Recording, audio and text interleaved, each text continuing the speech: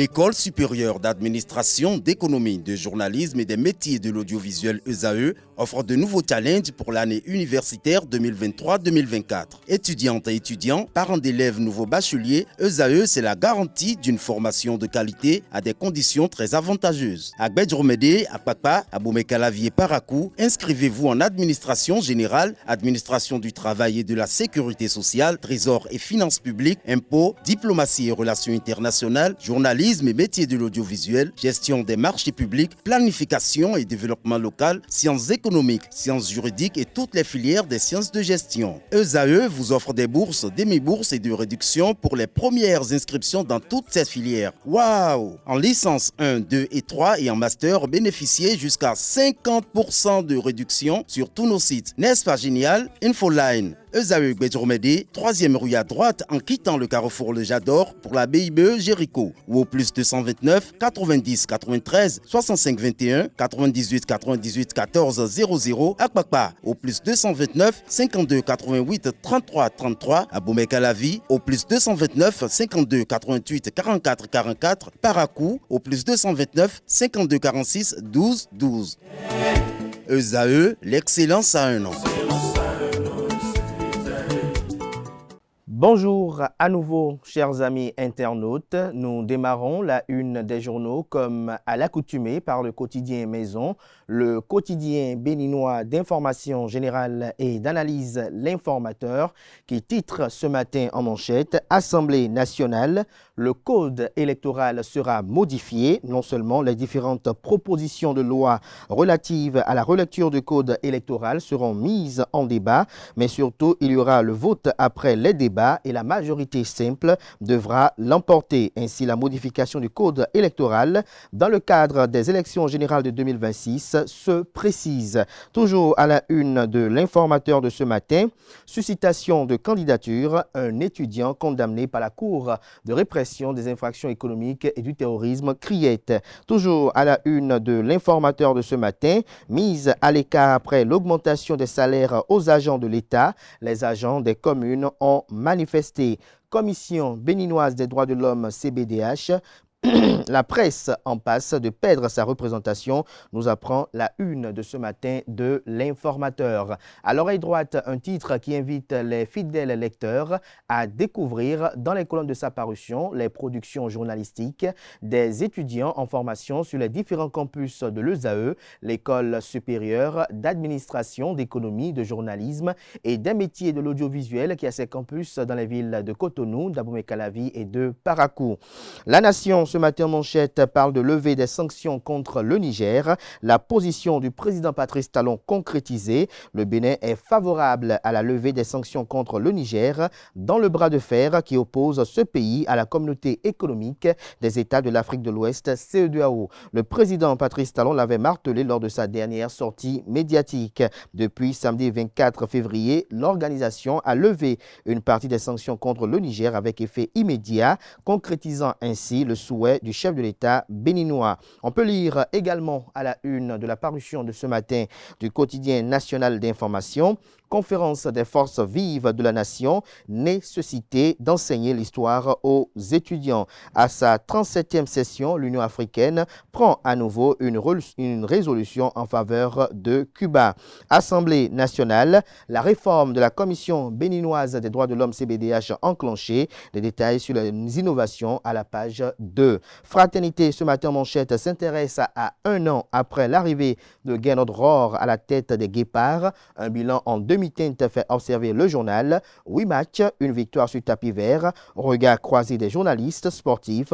Le journal mentionne en manchette avec la photo de l'intéressé en illustration que les fruits n'ont pas tenu la promesse des fleurs.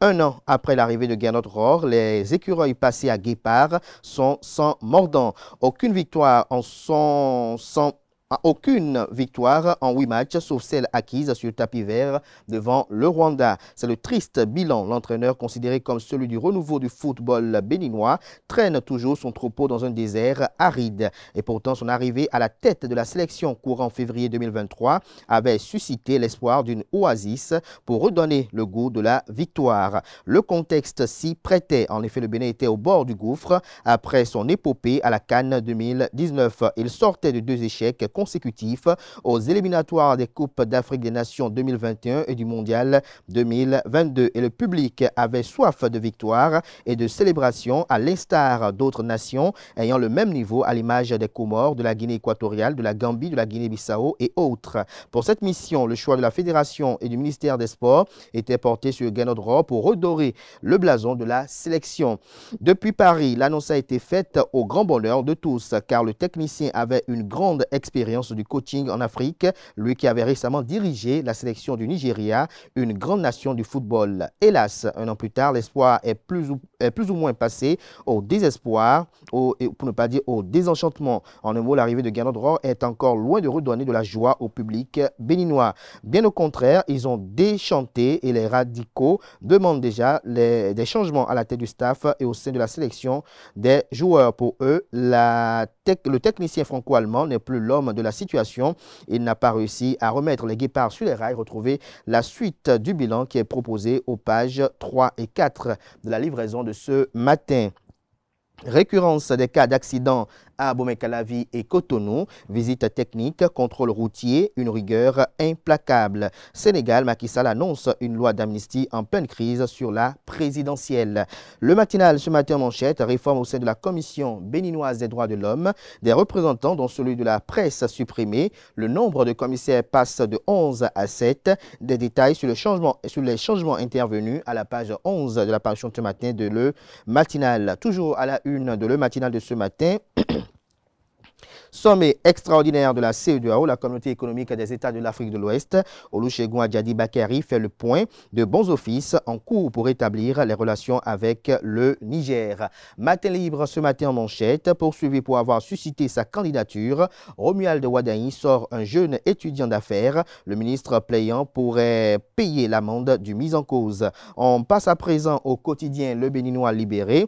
Manœuvre contre la révision de la Constitution, une question d'orgueil pour Yahi. Voilà pourquoi Talon est d'accord avec Hassan Seibou. Ça arrange finalement tout le monde. Toujours à la une de Le Béninois libéré de ce matin. Supposée démolition sans dédommagement à Togouin Zone 4. La commission interministérielle réagit. Ce qui s'est réellement passé vous est proposé dans les colonnes de la parution de ce matin de Le Béninois libéré. On propose également à la une de la même parution de ce matin du journal Justice. La Cour de répression des infractions économiques et du terrorisme Criette, opérationnelle à Cotonou à partir du 1er mars. Des détails dans les colonnes de la livraison de ce matin du Canard. Le grand jury ce matin à sa une, révision de la Constitution. À une réforme, on ajoute 45 jours, puis deuxième réforme, on abrège la durée. Maître Robert Dossou en colère. Le journal propose la transcription intégrale des propos de Robert Dossou sur ESAE TV récemment à la page 10 de la parution de ce matin du journal. Léopold Zinsou au sujet de la guerre de leadership à l'Union progressiste, le renouveau dans la 6e circonscription électorale. Je suis mêlé ni de près ni de loin à rien. Fin de citation. Retrouvez des détails sur son opinion sur cette actualité dans les colonnes de la parution de ce matin du journal. Dabarou nous propose ce matin en manchette Assemblée nationale dans un système démocratique. Richard Boni Ouourou fait la nuance entre contrôle parlementaire et majorité. Le politologue Issa Richard Boni Ouourou a fait une clarification sur le contrôle d'un parlement et la possession d'une majorité à l'Assemblée nationale. Cette clarification s'avère importante pour la compréhension du fonctionnement et l'équilibre dans un régime démocratique. Cela fait suite à une vidéo qu'il a publiée il y a quelques jours sur sa page Facebook.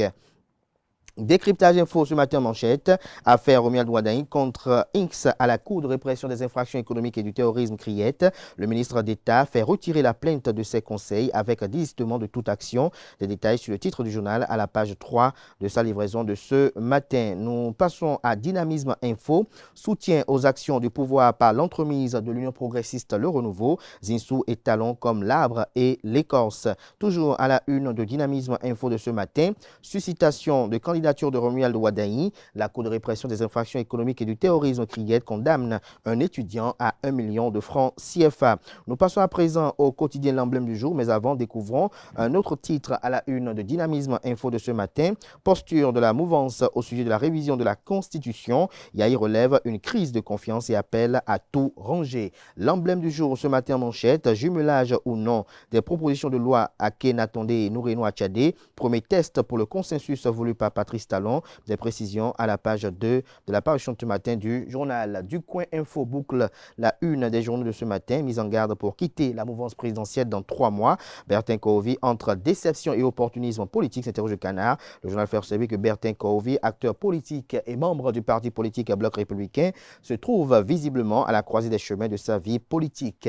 Malgré l'engagement qu'on connaît de lui au sein de la mouvance présidentielle, il exprime une déception palpable quant à sa valorisation en contrepartie de son soutien à la rupture depuis quelques années. Cette déception, selon ses propres dires, pourrait le pousser à quitter la mouvance dans les prochains mois. Ancien président de l'Alliance Iroko et farouche opposant de Patrice Talon, avant son second mandat, Bertin Kohovi a opéré un revirement en rejoignant le Bloc républicain. Cependant, ses récentes interventions sur certains sujets brûlants qui défraient la chronique laissent transparaître un malaise, un doute sur son avenir politique ou encore on se demande ce à quoi il joue. Ce sera tout pour la une des journaux de ce matin. Place à présent au bulletin matinal d'information et à la page des sports.